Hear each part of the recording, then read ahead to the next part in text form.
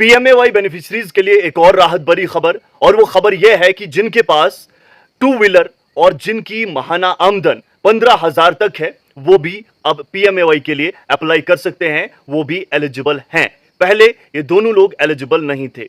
पहले तो 10,000 से जायद भी अगर आपकी माहाना इनकम हुआ करती थी तो आपको इजाजत ही नहीं थी, आप जुमरे में नहीं हुआ करते थे। और टू व्हीलर होना तो बहुत बड़ी बात थी, लेकिन अब ये वापस ऐलान किया गया है। यूनियन मिनिस्टर की जानिब से खिताब कर रहे थे आवाम को, और इसी बीच उन्होंने कहा कि आजकल हर किसी के पास मोटरसाइकिल है, दो पहिया वाहन है, तो अब ऐसे लोग बाकी ना रहें, इसलिए उन्हें भी ऐड किया गया है। आजकल हम बात करें जम्मू कश्मीर में तो रिवेरिफिकेशन लगी हुई है, कमिटीज तश्कील दी गई हैं, चाहे वो पंचायती सतह पर हो या ब्लॉक लेवल पर हो। कल ही हमने आपको बताया जिस तरीके से डिस्ट्रिक्ट डेवलपमेंट कमिश्नर डोडा हैं, उनकी जानिब से भी एक हुक्मनामा जारी किया गया था।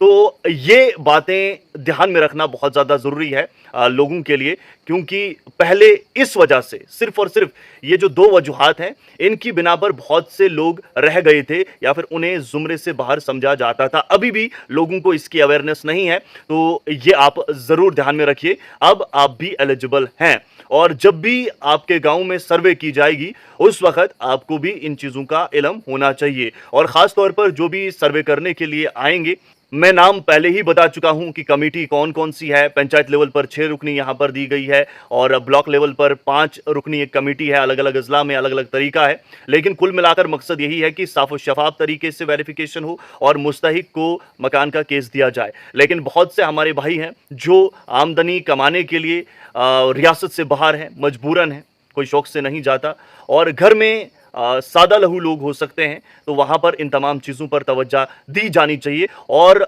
वक्त अगर एक हफ्ते का कहीं पर है या इससे ज़ायद भी दिया गया है, तो कोशिश ये कीजिए कि कबल अज़ वक्त ही अपना काम ख़त्म हो, क्योंकि पहले ही बहुत वक्फा बीत चुका है।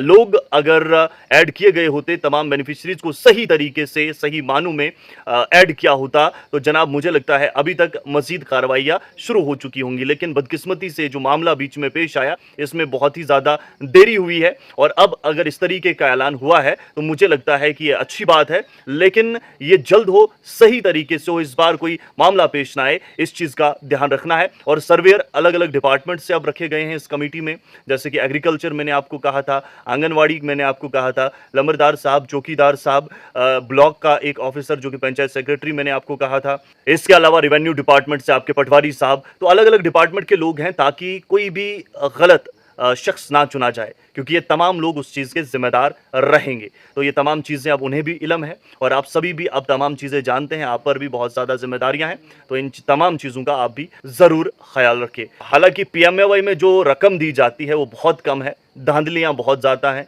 खबरें बहुत चलती हैं, अपडेट्स बहुत आती हैं, लेकिन ज़मीनी सतह पर उतना कुछ उछाल देखने को नहीं मिल रहा है। लेकिन क्या कर सकते हैं, उम्मीद अच्छी कर सकते हैं। फिलहाल आपका इस हवाले से क्या कहना है, कीमती राय ज़रूर कायम कीजिए, वीडियो को शेयर करना बिल्कुल ना भूलें।